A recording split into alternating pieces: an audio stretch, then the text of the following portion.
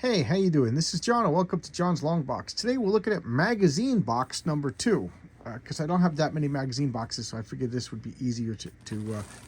Keep in mind, this is only my read comics. I still have boxes and palm boxes of magazines that I have not read. So here we have Gygax number 1.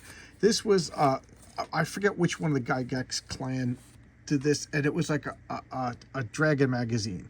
It's not in my database. I can't seem to find it in the database, so this is just like uncatalogued. But this box is a little too tight, so we'll take out some comic. Gygax number 2, Gygax number 3. It's pretty cool. You know, this is Dungeons Dragons supplements and stories and everything. I liked it. Dragon magazine, as much as I got it every month, and for whatever reason, me and my friends traded them, and they kind of disappeared. I think one of my friends kept them all. They're like comfort food. This was Hell Rider.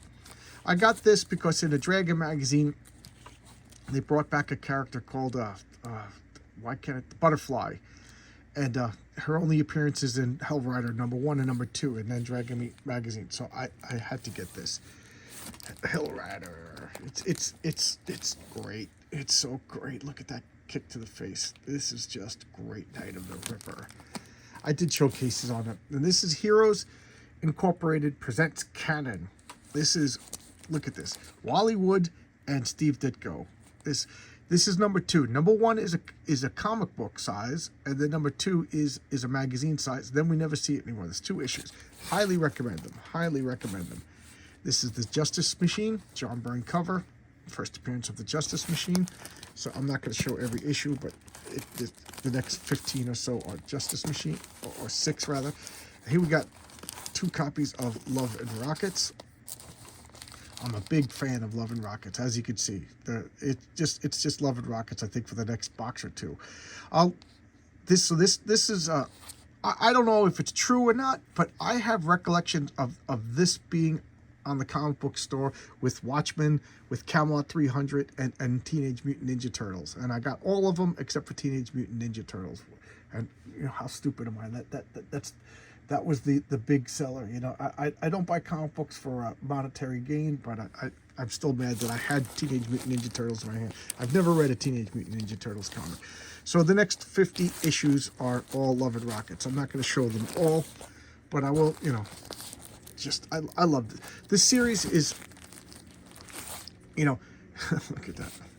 This series is hard to explain. It's hard to encapsulate, but it's 2 brothers. I love this cover.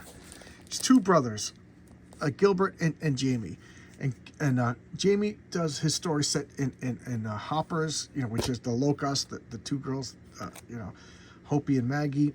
They form a punk rock band. They go around and they grow up. You know, they grow up. So, you know. She's got short gray hair now. She's chubby, you know. Maggie, you know, I just really like it. And Gilbert, this set, I could never remember the name of the town, but they're all from like a town in Mexico, a fictional town. It translates to pigeon coop, and I can never remember the name of the town. But there's like 104 characters, and I used to like meticulously follow, you know, map them out like a conspiracy theory. This guy's related to this and this, and then I stopped doing all that stuff, and I just realized, just go along with it. Jamie's always known as the clean art, and Gilbert's always known as the characterization, but you know, that's not true. You know, I like both their arts. I like both their characterizations. I first became aware of them in, look at these covers are gorgeous. I first became aware of them in oh, are you ready for my favorite cover of all time of any comic? Look at that cover. That's my favorite cover of all time. Just look at the motion. This should just be studied. Look at these 2. These 2 are in motion. Everything about this, every line is perfect. I love that cover. That is just my favorite comic book cover of all time. And then we got Love and Rockets. I think this is volume 4. This is Penny Century. It's a weird comic because it starts out like sci-fi. Oh, I can't get these down. And then it goes to like slice of life, and then they bring back the sci-fi just when you think it's gone. You know, and then sometimes there's superheroes, sometimes there's not. This is Fritzy, she stars in B movies, so this is like one of her movies where she was a vampire. So, you know, this is, I can't remember her name, but they call her Frogmouth. This is like my new favorite character, Tonto. And this is her hot sister, and she is just mean. Oh my god. There's Luba, a story of Luba as you, and you know, they all got big boobs, you know what I mean? So it's like that turned me off for a while because I thought it was just like a cheesecake. But if you could get past that, you know, sounds like my wife is yelling. Okay, and then this is Fritzy's daughter and like lookalikes that, you know, capitalizing on her frame. This is Love and Rockets. I think this is volume 4. They experimented with comic book size comics for a while, and sometimes I buy. This is the comic that I accidentally buy multiple copies the most. I love this science fiction. They're on another planet because it comes out so sporadically. Sometimes I forget, and then I'll see like the B cover, and I'll order again, and you know. There's Luba as an old lady, you know, so they jump around in time. They'll go into the past, they'll go into the future.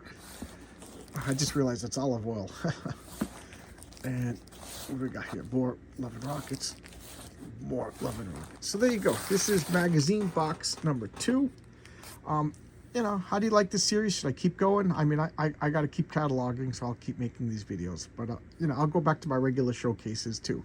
I'll intersperse them, all right? I'll see you. Bye-bye.